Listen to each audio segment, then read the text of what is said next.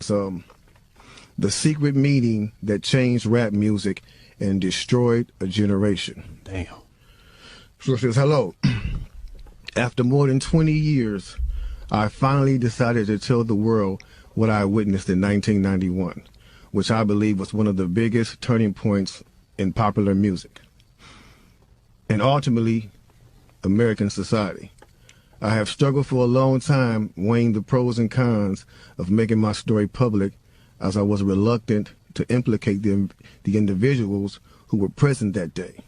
So I've simply decided to leave out the names and all the details that may risk my personal well-being and that of those who were, like me, dragged into something they weren't ready for. Damn. Hold on, let me So we gonna tell a story. We gonna tell the story. We ain't scared. You know what I'm saying? What they gonna do? They after us, not just playing. Look, that black van. So look, so he says, between the late 80s and early 90s, I was what you may call a decision maker with one of the more established companies in the music industry. I came to Europe in the early 80s and quickly established myself in the business. The industry was different back then, since technology and media weren't accessible to people like that, like they are today. The industry had more control over the public and had the means to influence them any way it wanted. Right. This may explain why in early 1991, I was invited to attend a closed-door meeting with a small group of business insiders to discuss rap music's new direction. Rap music's new direction. Yeah. Little did I know we would be asked to participate in one of the most unethical and destructive business practices ever seen. Crazy. So this was the meeting. The meeting was held at a private residence on the outskirts of Los Angeles. I remember about 25 to 30 people were being there. Right. Most of them familiar faces. Speaking of those I knew, we joked about the theme of the meeting, as many of us did not care for rap and failed to see the purpose of being invited to a private meeting to discuss the future of hip-hop. Talk to him. Among the attendees was a small group of unfamiliar faces who stayed to themselves and made no attempt to socialize beyond their circle. Based on their behavior and formal appearances, they didn't seem to be from our industry. Our casual chatter was interrupted when we were asked to sign the confidentiality agreement, preventing us from publicly discussing the information presented during the meeting. Needless to say, this intrigued, in some cases, disturbed many of us. The agreement was only a page long, but very clear on matters and consequences, which stated that violating the terms would result in job termination immediately. We asked several people what this meeting was about and the reason for such secrecy, but could not find anyone who had the answers for us. A few people refused to sign and walked out. Nobody stopped them. I was tempted to follow, but curiosity got the best of me. That's right. A man who was part of the unfamiliar group collected all the agreements from us. So now it's going to get to the good part because the meeting about to start. Talk to him, G. It says, quickly after the meeting began, hold on one second. Get your popcorn, y'all. Popcorn, get your pistol. No, for real though. Quickly after this meeting began, one of the industry colleagues, who shall remain nameless like everybody else, thanked us for attending. He then gave the floor to a man who only introduced himself by first name and gave no other details about his personal background. I think he was the owner of the residence, but that was never confirmed. He briefly praised all of us for the success we had achieved in our industries and congratulated us for being selected as part of this small group of decision makers. At this point, I began to feel slightly uncomfortable in the strangeness of this gathering. The subject quickly changed as the speaker went on to tell us that the respective companies we represented had invested in a very profitable industry, which could become even more rewarding with our active involvement.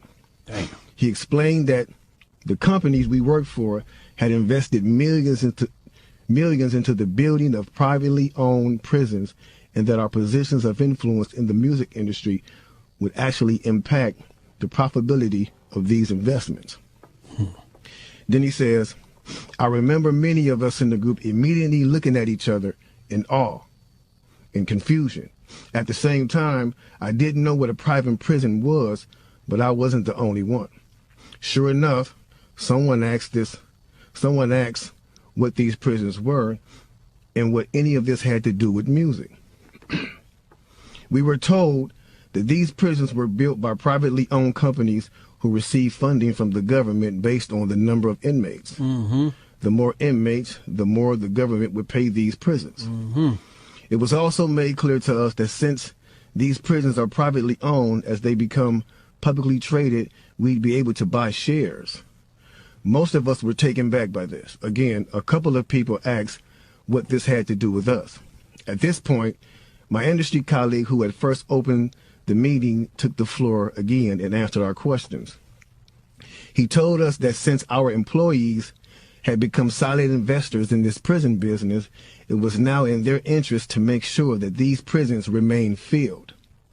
Our job would be to help make this happen by making music which promote criminal behavior, rap being the music of choice. He assured us that this would be a great situation for us because rap music was becoming an increasingly profitable market for our companies, and as employees, we'd also be able to buy stocks in these prisons. Immediately, silence came over the room. You could have heard a pin drop. I remember looking around to make sure I wasn't dreaming and saw half of the people with dropped jaws. My daze was interrupted when someone shouted, "Is this a fucking joke?" At this point, things became chaotic. Right. Two of the men who were part of the unfamiliar group grabbed the man who shouted and attempted to remove him from the house. A few of us, myself included, tried to intervene. One of them pulled out a gun, and we all backed off. They separated us from the crowd, and all four of us was escorted outside. My industry colleague, who opened up the meeting earlier, hurried out to meet us and reminded us that we had signed an agreement and would suffer the consequences of speaking out about this publicly, or even those who attended the meeting. Damn. I asked him, why was he involved with something so corrupt? And he replied, "It's bigger than the music business and nothing we can do. No, it's bigger than the music business and nothing we want to challenge without risking consequences." We all protested as we walked back into the house. I remember word for word the last thing he said. "It's out of my hands now. Just remember you signed an agreement." He then closed the door behind him. The men rushed us to our car and actually waited until we drove off the property. Damn. So this meeting, bro. Now that's a lot for a meeting right there. Oh yeah, definitely. You know, and this person later on, he said, you know, this person actually ended up leaving the music industry after this happened. A few years after this, he ended up leaving the music industry. Okay. And he said he just, like, you know, over the years he just felt guilty because he said as he sat back and he watched these plans come to a reality Over 2 decades. he sat back and was like, wow, they really pulled it off. Yeah. They really pulled this off. He was like, they were told not to sign any more political rappers, any more rappers that had messages in their music. No positivity. It was all to be gangster rap music that they promoted and put out. So if you wonder where Brand Nubians went, where Poor Righteous Teachers went, where Public Enemy went, where KRS-One went, and all sorts of groups like that was talking, even Queen Latifah and Moni Love and those, you know everybody.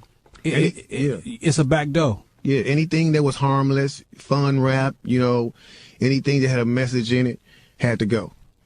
Yeah, that's why if you even notice though, now we talk about that all the time. Even be brief with it, you know what I'm saying? Those charms that came out like maybe in 1988, 89, the African charms, those they lasted for about 2 years and they disappeared real quick. You know what I'm saying? Yeah, definitely. Now, after reading all this, you know, it actually made me feel a few different ways. The first emotion I felt was shocked, because I was definitely taken back by this, just knowing the level of evil that's involved by even thinking of a plan like this. You know what I'm saying?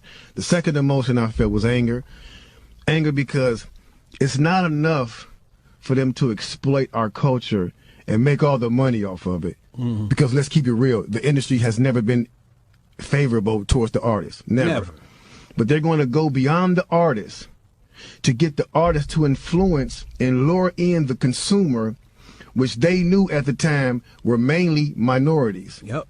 In other words, keep promoting gangster rap so that the youngsters will be influenced by them, which in turn will incite them to want to act like them, and it's a very good chance they'll end up in their prison. Yeah. So they're getting paid twice. They're getting paid from the artists they signing, and then they're getting paid from the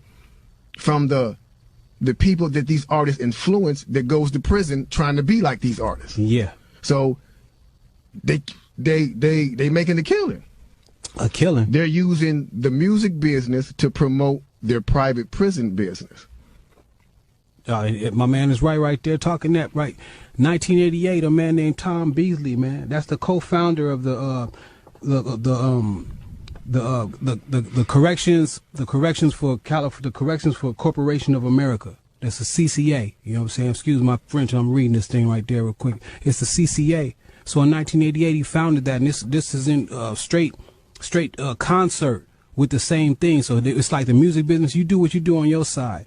And over here with the corrections facilities, we're going to do on this side and now in 1970, there was 500 prisons. You know what I'm saying? Only 500 prisons in the United States. To this day, there's 1,700 prisons right now. That means big business. I'm talking about that done flippled over. You know what I'm saying? If flippled over is a word. Because they're making a lot of money off of these things per inmate.